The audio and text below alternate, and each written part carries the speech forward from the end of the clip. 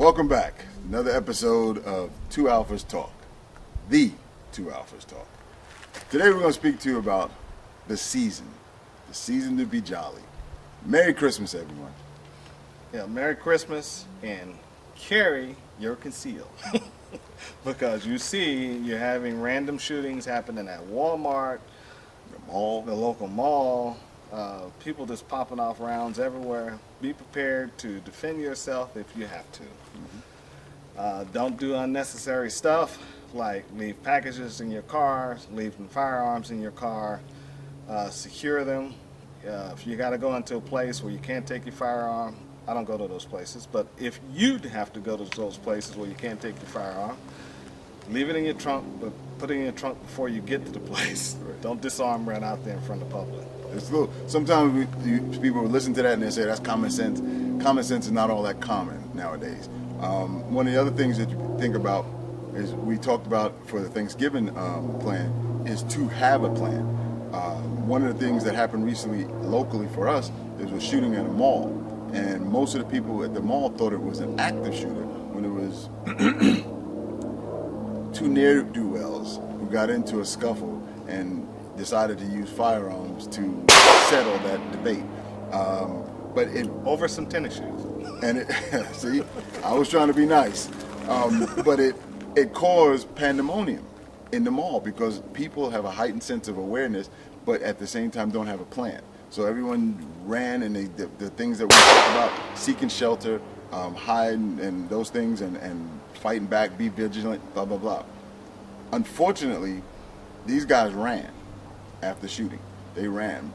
Local police were able to find them, and I believe they captured them yesterday or this morning, something like that. But anyway, the point is, be aware of what's going on and have a plan. Whether it's when you go into a store in particular malls, finding out where the closest exit is, that you don't have to go out the main door. Maybe some of these back doors, service entrance. Those are things that you need to pay attention to. Every time I'm in a mall, I look around for those doors, and they're usually in the same line as the public bathroom.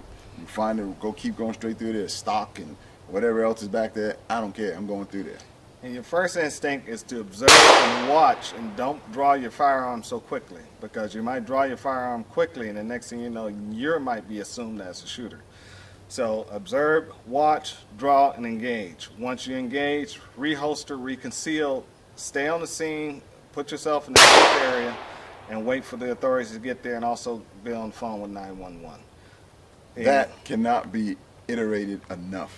We say that probably 3-4 times every video, basically because we want people to understand. Standing with your firearm, holding somebody down, is more than likely going to get you shot. It's happened in the past. That's for TV. Right. If you got to draw your gun, live like the samurai. If you're going to pull it out, use it. You know, it's not there to be a deterrent, to be like hold down. If you're not willing to do that when you draw it on take it out your holster, leave it at home. That gun's not for you. Okay? Because it's there for one purpose only. You draw it, you use it, you put it away. Once you use it, now you got to deal with keeping yourself alive by dealing with the local police department. Okay? And everyone knows police departments in America are reactionary. So the reaction that's about to come after an engagement, you don't want to be a part of that problem. You've already settled the situation. Holster, stand by. If you got a wherewithal at that moment in time, call the 911.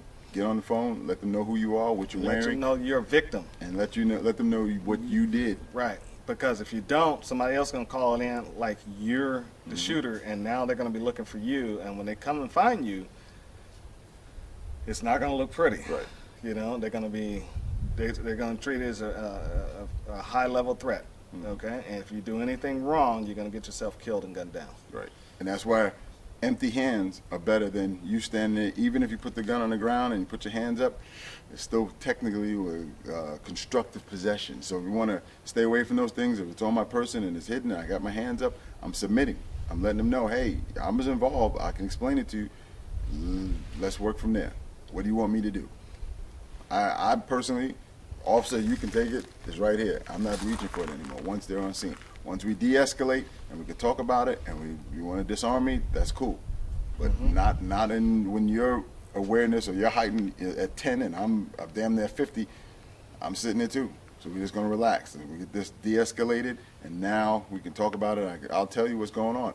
At this moment in time, I'm gonna tell you just the facts that I'm involved, because at this point, I'm lawyering up. Yeah. Don't be blabbing. Nope. Keep your mouth shut. And you'll have the inclination at that point in time, because you may feel good, you may feel bad, your emotions are going to be all over the place, and you're just going to do this. Right.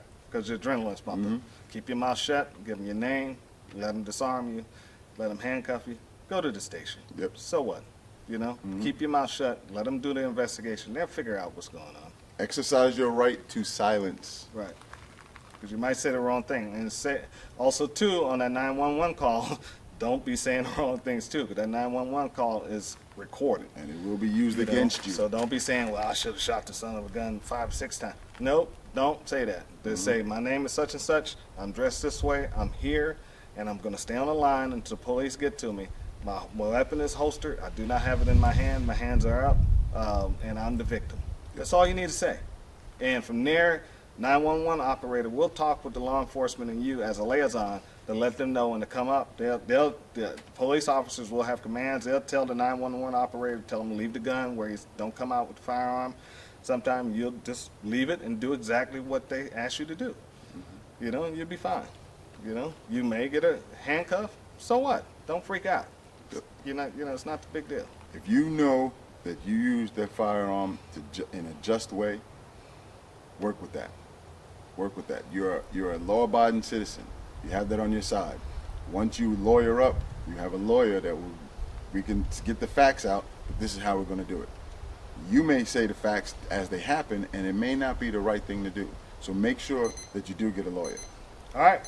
Merry Christmas. Have a good time, and be safe out there. Merry Christmas. All right.